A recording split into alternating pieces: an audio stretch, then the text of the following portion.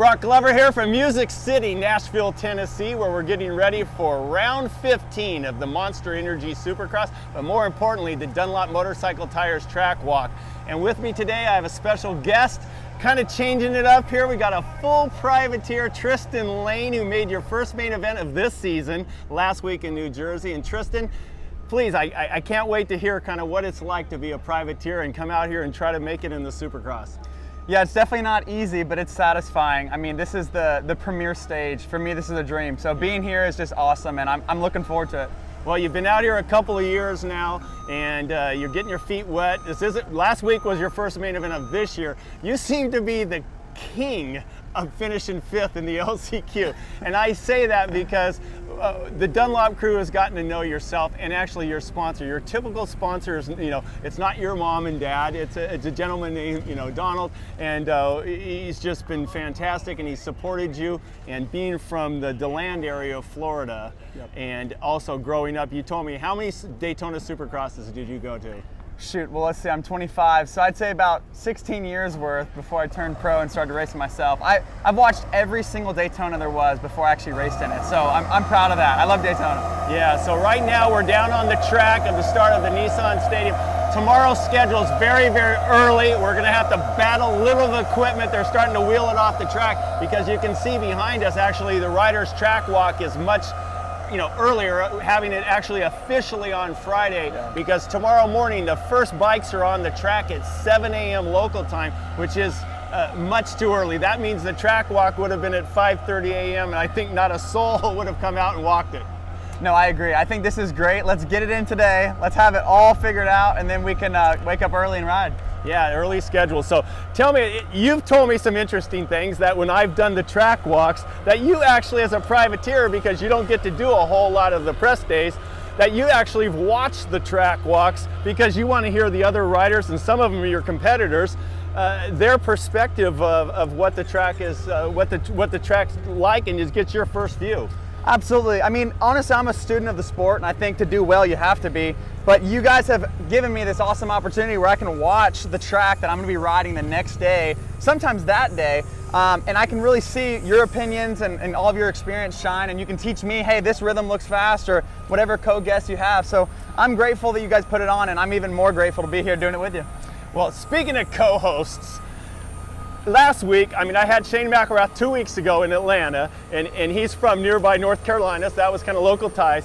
And last week, we had Max Anstey, and Max and I talked specifically about what if the skies opened up, being a young guy from the England area, and being so just an amazing mud rider. Yeah. And that being said, Max Anstey was the first guy by far, maybe the only guy in the history to ever be a co-host and then win that very night. So we're hoping to catch up with Max later on and give us his opinion of how New Jersey went. But you talked about being a student of the sport. You're not 18, you're 25, but you actually you were a student. You went to college and you ended up going for a few years and getting your associate's degree. But that urge to be a motocross racer, supercross racer took over, and now you're back at it full time. So tell us about your start. Yeah, going to school was not really an option for me. My parents were like, that was the #1 priority. And to this day, I'm very grateful for it. It's taught me a lot of lessons. But obviously, once you get around Supercross, you just get completely obsessed with it. I just love watching all the old YouTube videos. I love watching your races. You've told me some amazing stories. I love going back and watching it. But once you get a taste of this, it's really hard to not be around this scene and this sport. So I'm glad I did my school. I learned a lot from it. But like I said, for now, the focus is racing. Yeah, you can go back. College will be there for you as you want to go back. But, you grew up in the Florida area.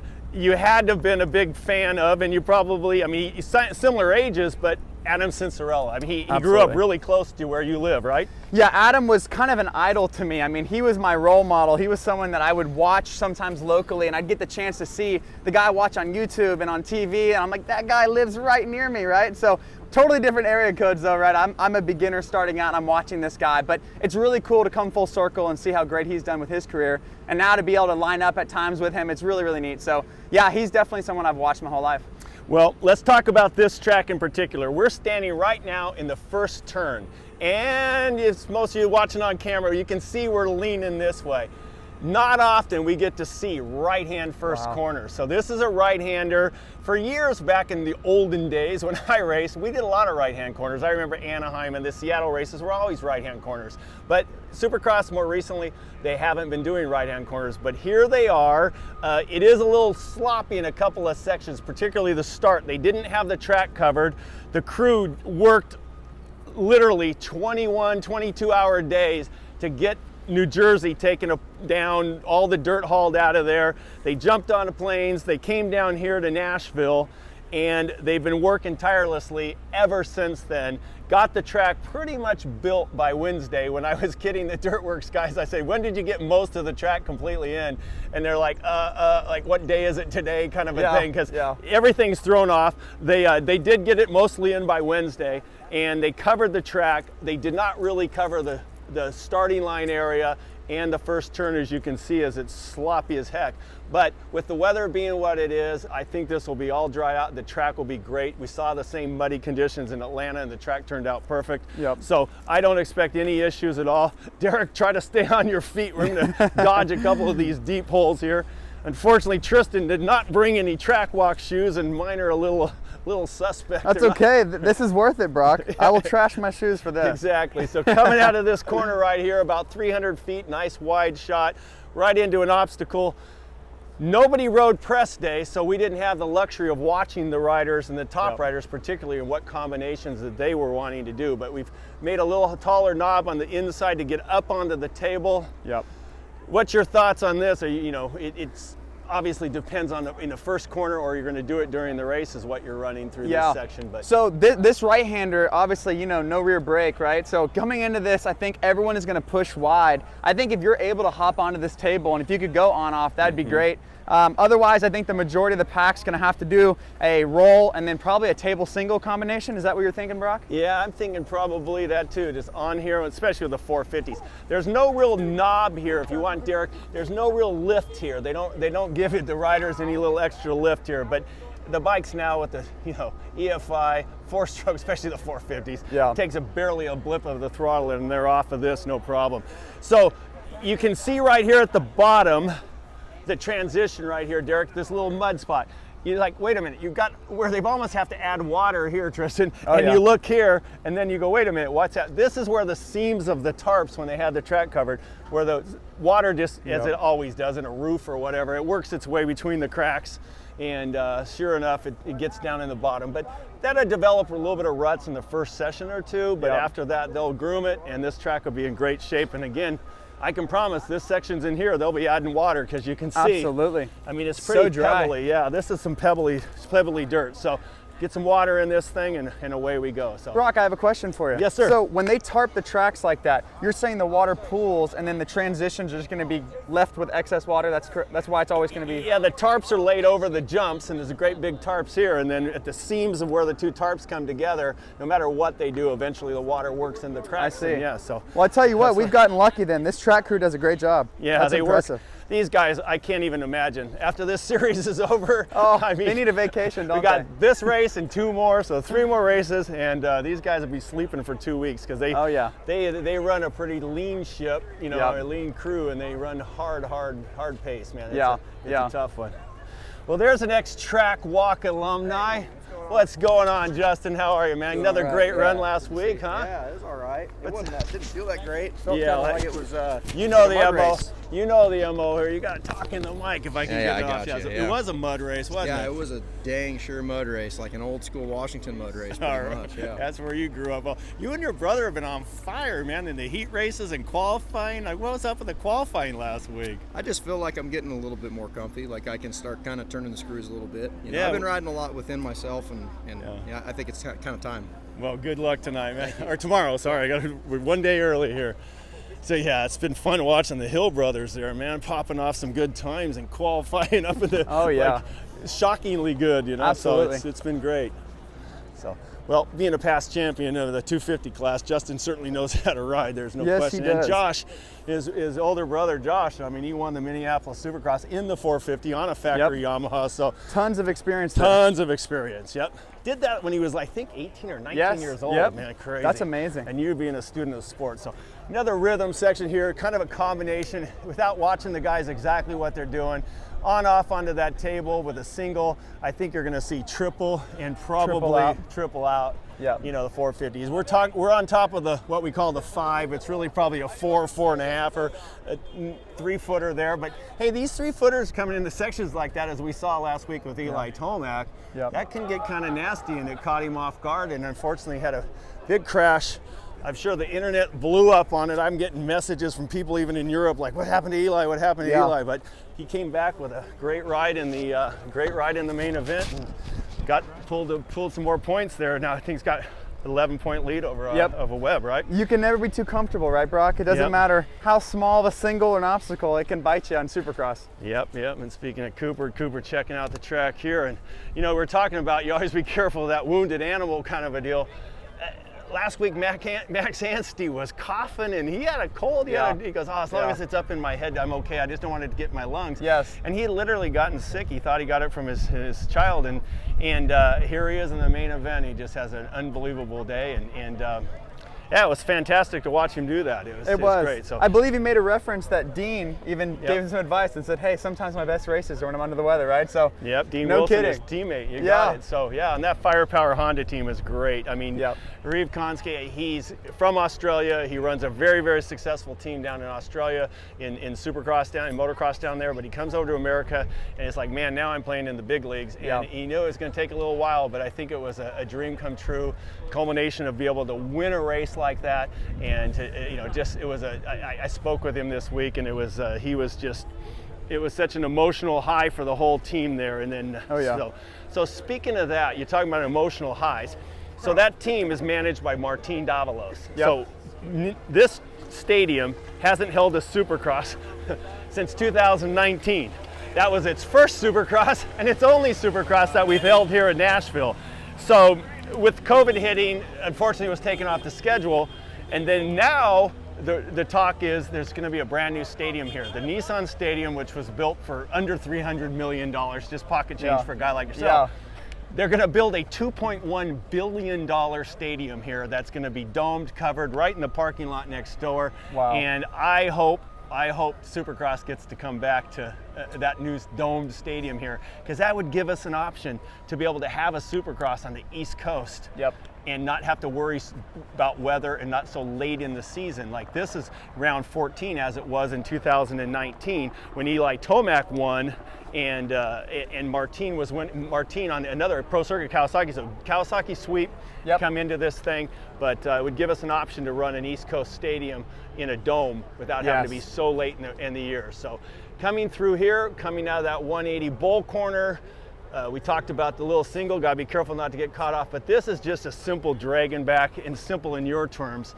But right behind Derek, our cameraman here, you can see there's it's kind of routine, but just to make sure when you're coming up on these jumps right here, Tristan, you just got to make sure to carry speed. And do you focus on this last one to make sure to get the lift off of that? Absolutely, yeah. So typically I try my best in loops to never look down, look ahead, right? But with Dragon's Back in particular, I really don't like worrying about that double. That is what scares me. So if I focus on this one and I know I hit this one, typically it goes well, but not always, right?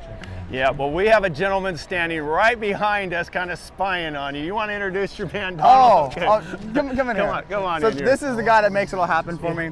This is Donald Davis with Silverback Racing. Okay. So Donald, what brought you in? I mean, literally, you are Tristan's sponsor. Tell us why, did you hit your head one too many times that you decided that Supercross you wanted to just help a privateer out, or what got you into this? And what's Silverback Racing? Yeah, I'm a bit of a glutton for punishment, but yeah, my son raced and got his pro license, I don't know, in 18. Tristan, we were going to do Supercross Futures, and Tristan wanted to tag along to get his license.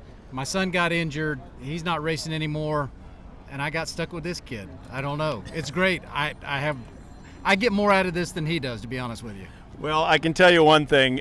honestly, like Donald has been somebody that the Dunlop crew has really become. These guys have become friends over at the Dunlop pits, and dinners on Friday nights and other things, that they've really truly become great guys. And that's part of the reason I wanted to tell a privateer story and a privateer angle, because you're not looking for the win. You're trying to make it to a main event. And when you guys make it to the main event, to you, that is a win. I mean, of course you want to do better, but this sport's hard. And when you're doing it out of your own wallet, it makes it even harder. So we'll talk more about that later on as we walk around. But Donald, great having you, and great having you support one of the privateer riders like this.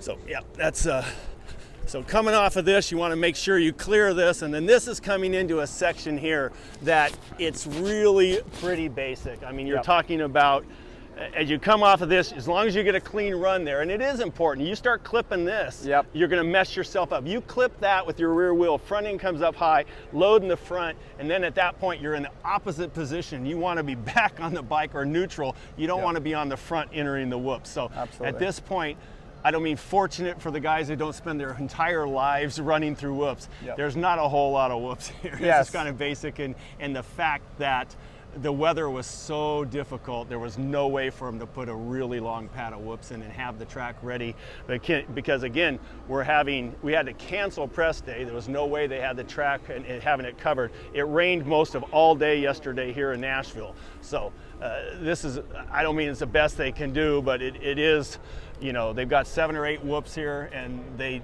you know, they are what they are, and they did what they could do. Yes. How's that? So. Weather permitting, I think that this is going to still offer some good racing with the Dragon's back entering it, correct? Yep. So you got to drag him back into it.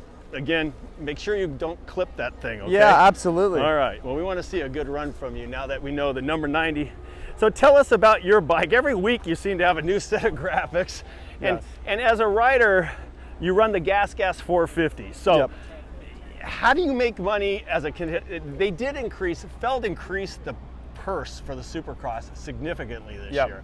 And even the 5th place, which I hate to say, I liken it to how I feel sometimes when I'm on an airplane and I'm like, look at the upgrade list, and I'm number 1 and there's no seats. Or I'm number 4 and there's 3 seats. I feel like I'm the first loser.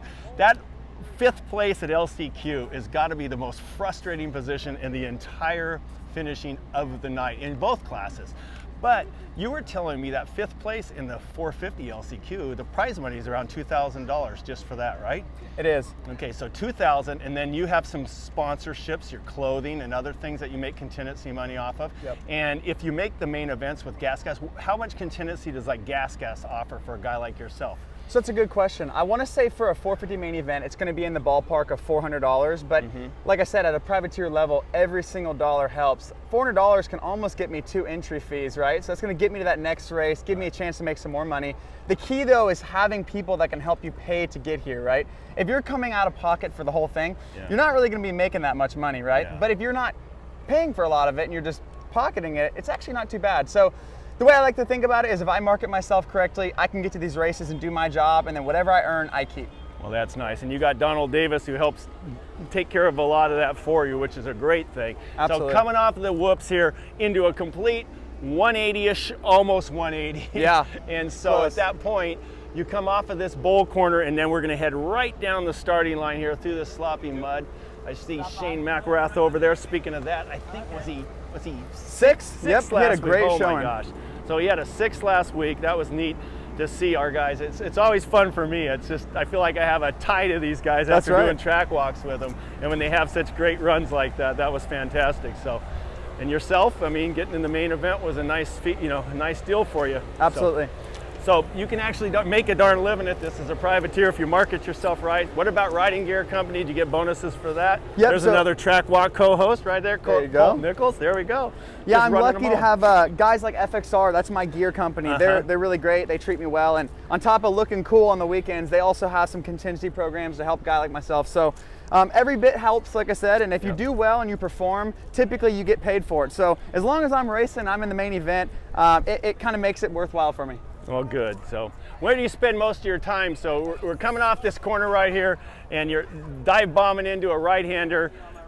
This is not the first time we've seen this exact layout where you're coming down into a right-hand corner, but I'll tell you, there's a good reason why they repeat it on a lot of tracks. Yes. This is one of the more exciting corners right here. We've seen it over and over. I remember Hunter Lawrence making that last lap pass for the win here. This is fantastic design. Yeah. So you're coming off a very high-speed corner into this, and then boom, there we go, right into a right tight. So you know, if this is, you're trying to protect your last lap pass here, this is somewhere you got to guard that inside, but you can't lose all your speed for your drive to the finish line right here, huh? Absolutely. Yeah, if you're protecting your line in a race, I think that it's going to be tough to be leaving this door open so much and going outside. For a qualifying lap, though, I don't see how it would be fast to roll this. So, yeah, definitely look for some tight racing here, and especially when those bubble positions, like unfortunately where I found myself a lot, Broc, we're going to have to do everything we can to get in there. So if we have to bang a little bars or take that inside, we're going to do it. I'll tell you, for me, I'm always back at the Dunlop truck trying to get our what we call our fitment sheet. I'm getting the lineup order in the proper order of how they're going to come to the pick at the starting line.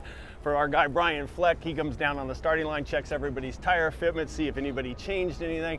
So I'm always back at there, but trust me, I'm watching the LCQ on my laptop, I'm plugging in the numbers, and there's always screaming and yelling. Wherever Tristan is, number 90, that's what our crews always want to know.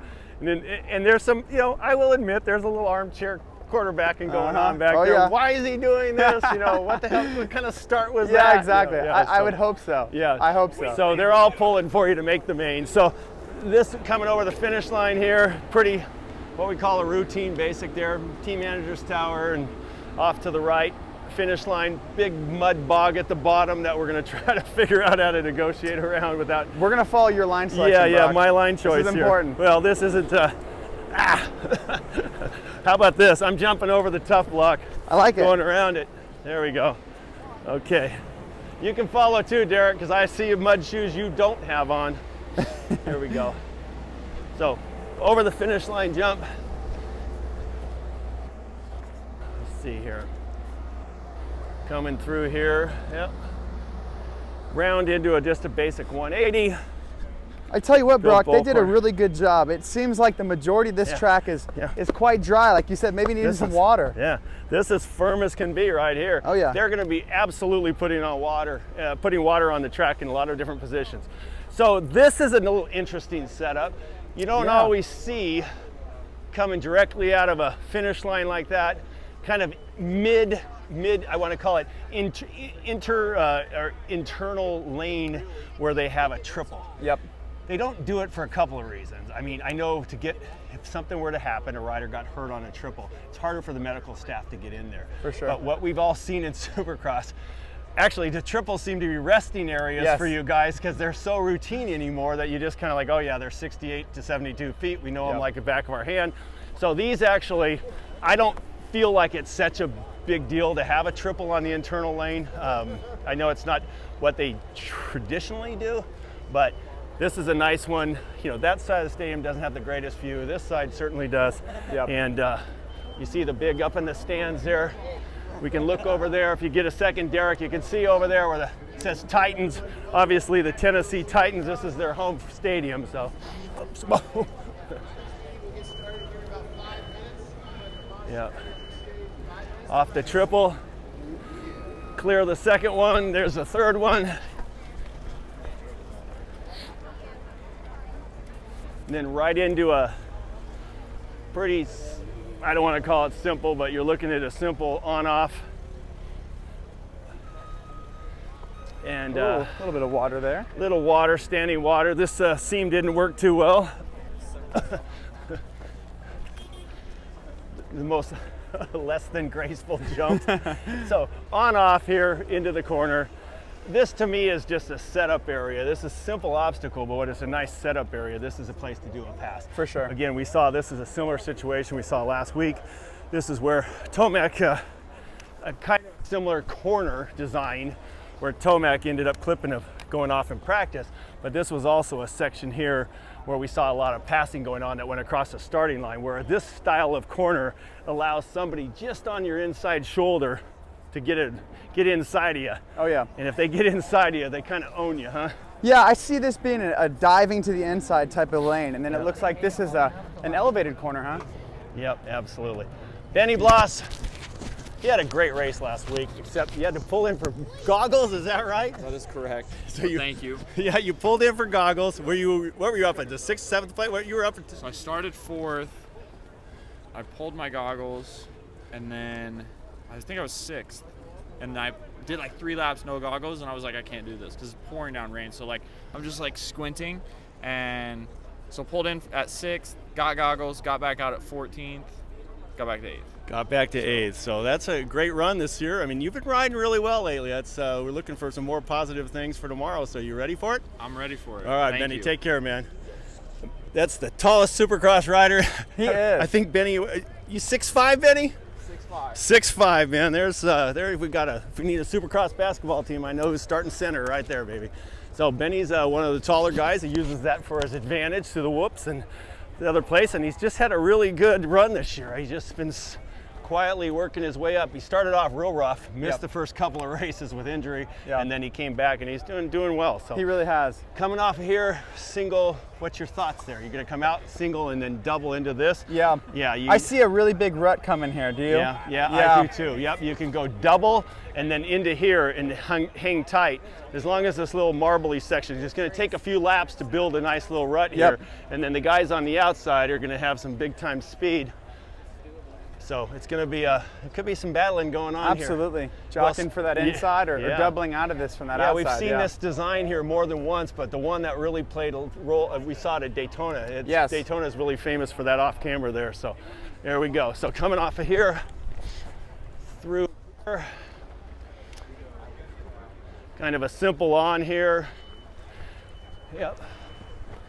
Yeah, it looks like pretty certain it's going to be just double onto this and triple into the corner, you think? Yeah, it seems like if you're going to roll that inside, Yep. you're obviously going to go single and then double to the inside, I would assume, or outside double in. But kind of a tight section, huh? Probably the tightest part of the track, would you say? Yeah, if you do take the outside sweeping hard, I'm sure this is a pretty mellow section. The pocket between these two jumps is pretty wide.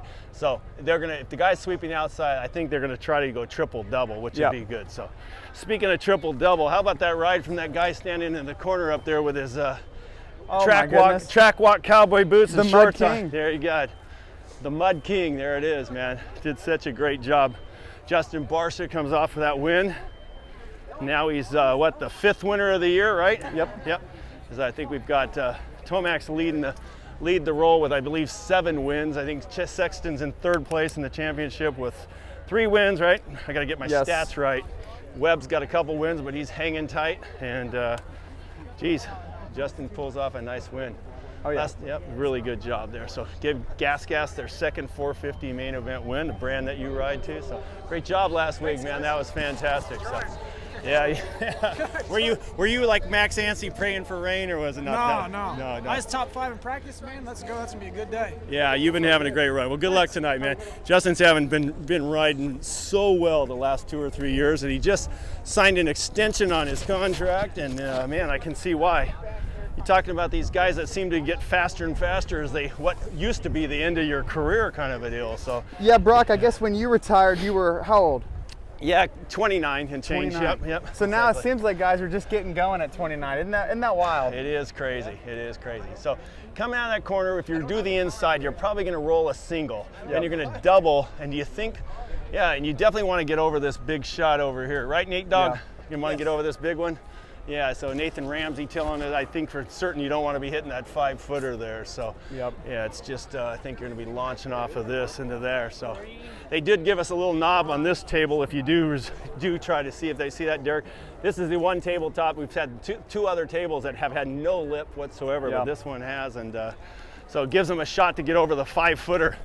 It was awfully nice and kind of them to do that. If you need to get over a 5-footer, they'll give you a little lift. Which exactly, we appreciate it. You can kind of see back here, Derek. You can see right up there where you got the little lip there, right in front of where Nathan Ramsey's and he's talking to his Rockstar guys there. So you can see the lip. Boom, off of here. Nice, wide, easy slope here. So if you do come off of the front of that table, you'll clearly. I actually see, boy. Do you think they could go over that? I think they could hit the front of the table and quad this thing. I definitely think so too. We saw that last week out at Tomac, and definitely a press day. We didn't see a whole lot of it during the race, obviously, when the skies opened up, but he was popping a big quad like that because they count the down, in our days, we didn't count the downside. The front side of the table and the back side of the table is 1, 2 nowadays. In our Quite days, controversial now, isn't it? It's just different terms. Yep. That's no question. So coming off this little rhythm section here, again, the ground's firm. They're going to be probably throwing water on this thing sooner than you'd imagine. But they did, as you mentioned, they did a fantastic job of trying to have the track covered and built as early as possible to beat yesterday's rain. But yep. So coming through all this section here. Yep. Get over. So does this tall one, Broc? Do you think that this is going to set you up for a 3 into this sand? Normally, as you know, they try to avoid the big tall one, but this one looks perfect, set it up for the launch, because you're coming off of the one we talked about possibly clearing the high. Yep. And then you could do 3, and then that tall one could be an easy launch into this. So on the track map, this next section, did you notice it was full of jumps and now it's just a sand section? They have changed. Now, do you think that's weather, caused by the weather? Absolutely. So when they're building the track, they're like, okay, we can't keep building a bunch of jumps that are going to get a lot of grooves in it. Yeah. It just adds to the maintenance, trying to take the grooves out of the track all the time, put a sand section in, and as we've seen at Tampa and other places, the sand sections of the track end up being a lot more difficult than you would imagine. So I love seeing this here. I mean, this is softer than it looks. It's very dark colored sand, but this is clearly sand. So it's going to be moving around a lot. Being from Florida, you ought to salivate when you see this. We do love sand. There's no shortage of it where we're from. So yeah, absolutely. So I just think this is a good run across here. And then we coming across here, this is where this track is going to intersect. Speaking of your Port Orange buddy, Adam. There he is right there. He's on a mission.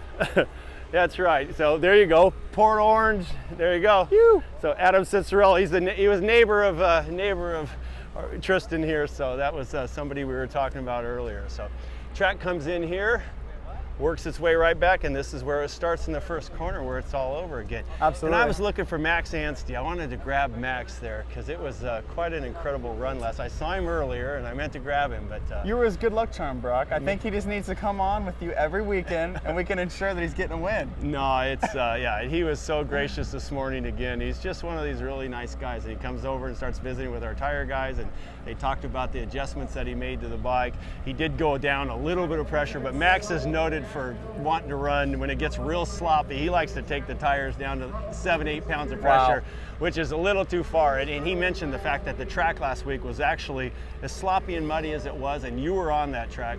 It actually raced a lot better than it looked. He said it was firmer than they thought, and they were still jumping a lot of the jumps. And what was your thoughts of last week going through that race? It was very deceiving. You watch those guys in the activity class, and I see Max immediately jumping all the rhythms, and he makes it look like there's no mud at all. So then I get out there, and I'm like, I don't know, it's a lot of rain, a lot of lightning, and it wasn't that bad. I think the track crew did a great job. I think the dirt was firm enough to where the water wasn't thick, and you know better than anybody, thick mud is a lot different than water. So really wasn't that bad. I think the guys that are good in the mud, though, are going to shine regardless. So Justin, Max, they did well. They did a really good job. So, well, we're excited to see what's going to happen here tomorrow night for the second race they've ever held in this Nissan Stadium right here. We're only a mile or so quick walk. Did you go over to the Country Western Hall of Fame? It's just a mile away. There's Broadway, the Grand Ole Opry. This is Music City. Did you go see any sights? We did a little sightseeing. It's tough with my ankle. I still am nursing a hurt ankle, so walking isn't great. But I tell you what, there's enough scooters and Ubers and everything else to get around, so I have no excuses.